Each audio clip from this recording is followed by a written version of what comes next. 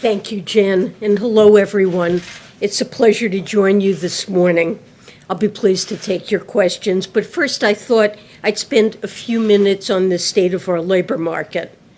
When our administration took office, our economy was in a state of crisis. Our most pressing concern was providing a lifeline for Americans suffering under the weight of the pandemic.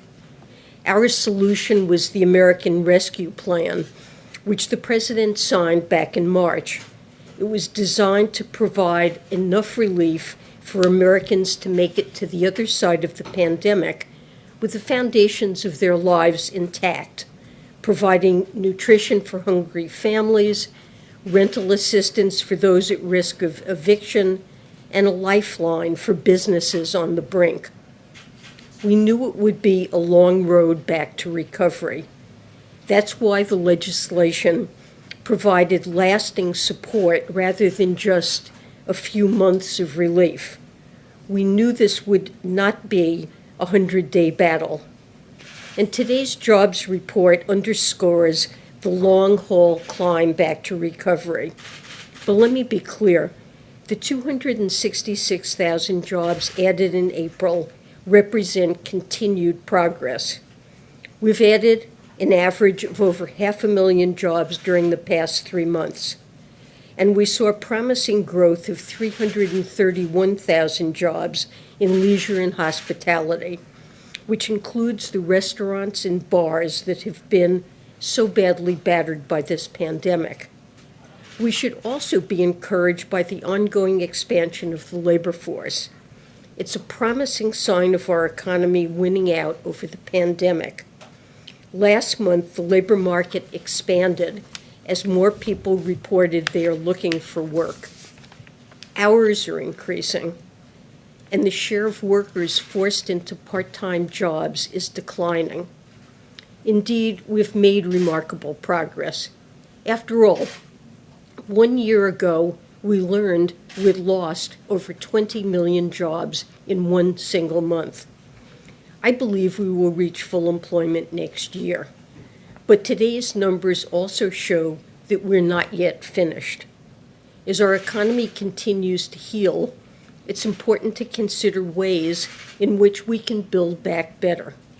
And one of those ways is removing barriers to higher labor market participation. Even though we're seeing sustained job growth now, more jobs ultimately will require more individuals to participate in the labor market.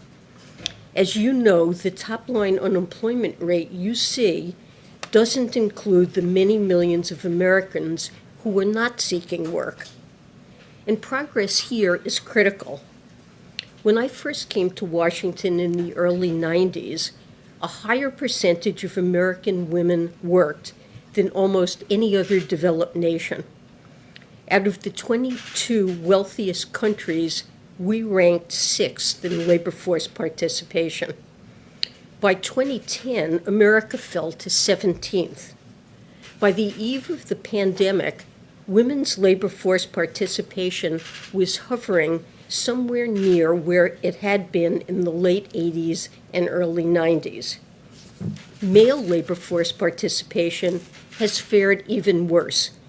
A smaller percentage of men are working now than at any point in the last 70 years. There are many drivers of these trends. But as my colleagues at the Council of Economic Advisors have pointed out, an undeniable one is a lack of support for people as they raise children and care for older relatives. Our policymaking has not accounted for the fact that people's work lives and their personal lives are inextricably linked, and if one suffers, so does the other. The pandemic has made this very clear. Between February and April of 2020, 4.2 million women dropped out of the labor force, in large part due to an unexpected caregiving burden. Nearly 2 million have not yet returned. The challenge before us is to help these 2 million women to return to the labor market. but to help the millions of other workers who left prior to the pandemic to do the same.